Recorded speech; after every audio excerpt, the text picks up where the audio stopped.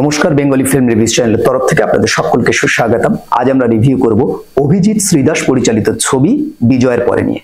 দেখুন, আপনাদের প্রথমেই জানিয়ে রাখি যে 29th ইন্টারন্যাশনাল ফিল্ম ফেস্টিভ্যালে এই ছবিটি কিন্তু সিলেক্টেড হয়েছিল। আর এরকম একটি ফেস্টিভ্যালে কোনো ছবি সিলেক্টেড হচ্ছে মানেই তার গুণগত মান তো কিছু আছে, এবং যখন আপনারা ছবিটি দেখতে যাবেন তখন বুঝতে পারবেন সত্যি এর গুণগত মান কিছু রয়েছে।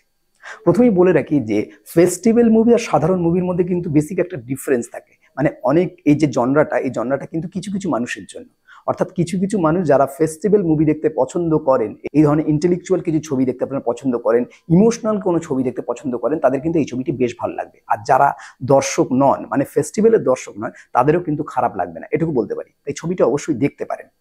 দেখুন, ছবিটির গল্প নিয়ে যদি ছোট করে বলতে যাই, যে একটি মেয়ে বিয়ের পর বেশ কিছুদিন পরে সে আবার তার বাবার বাড়ি আসছে।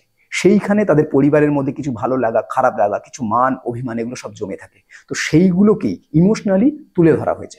ছবির গল্পটি শুনে আপনাদের মনে হতে পারে যে এই ধরনের গল্প তো আমরা দেখেছি, কিন্তু হ্যাঁ দেখেছেন, কিন্তু এর প্রেজেন্টেশনটা যেভাবে করা হয়েছে সেটা কিন্তু খুব বেশি আপনারা দেখেননি। প্রথম কথা, ধরে ধরে এর প্রেজেন্টেশন করা হয়েছে। এই ছবির মধ্যে যেভাবে, আমি যদি এর কিছু পজিটিভ পয়েন্টের মধ্যে যাই, তো সেখানে প্রথমেই বলবো এই ছবির মধ্যে যেভাবে সিম্বলের ব্যবহার করা হয়েছে, প্রত্যেকটা জায়গায় ভরে ভরে যেভাবে সিম্বলগুলোকে ধরা হয়েছে, সেই সিম্বলগুলোই কিন্তু আপনাদেরকে একটা কথার ওপারে, মানে বিয়ন্ড দ্য ল্যাঙ্গুয়েজ কোথাও আপনাদের নিয়ে যাবে। এই ছবিটি যেভাবে একটা পারিবারিক ইমোশনকে তুলে ধরা হয়েছে, ইমোশন এমন একটা জিনিস যেটা অনেক সময় ভাষায় প্রকাশ করা যায় না, তো সেই জন্য সিম্বলের ব্যবহারটা দরকার, এবং সেই সিম্বলের ব্যবহারটা একদম যথাযথ হয়েছে। এরপর যদি আমি অ্যাক্টিং এর কথা বলি, অ্যাক্টিং এ প্রত্যেকে এখানে অ্যাক্টিং করেছে। স্বস্তিকা মূল ভূমিকায় আছে, পাশাপাশি মীরকে দেখতে পাবো, দীপঙ্কর দেকে দেখতে পাবো, মমতা শঙ্করকে দেখতে পাবো, আরো অন্যান্যরা আছে।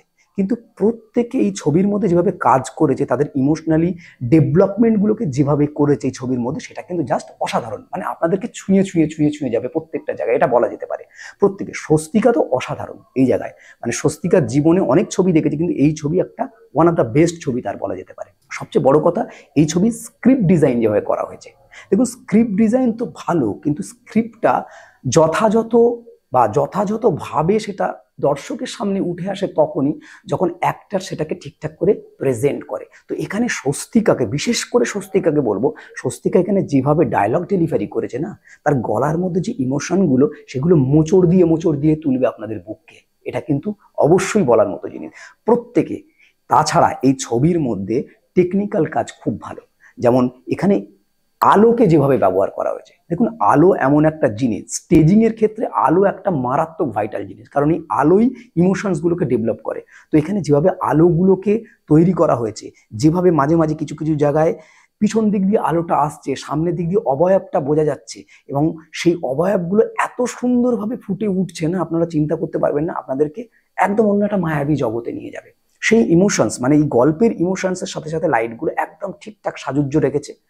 এবং সবচেয়ে বড় কথা হচ্ছে এই যে এডিটিং অসাধারণ, কালার গ্রেডেশন অসাধারণ, এবং সবচেয়ে না বললেই নয় যেটা হচ্ছে ব্যাকগ্রাউন্ড মিউজিকটা জাস্ট হলে বসে আপনাদের মাঝে মাঝে কিছু কিছু জায়গায় চোখে জল আনবে, কিছু কিছু জায়গায় আপনাদের মধ্যে ঘোষবাম সৃষ্টি করবে। মানে এত ভালোভাবে ব্যাকগ্রাউন্ড মিউজিকগুলো ব্যবহার করা হয়েছে। শুধু ব্যাকগ্রাউন্ড মিউজিক তৈরি নয়, আমি বলছি ব্যাকগ্রাউন্ড মিউজিক যেভাবে ব্যবহার করা হয়েছে সেটাও কিন্তু খুব ভালো।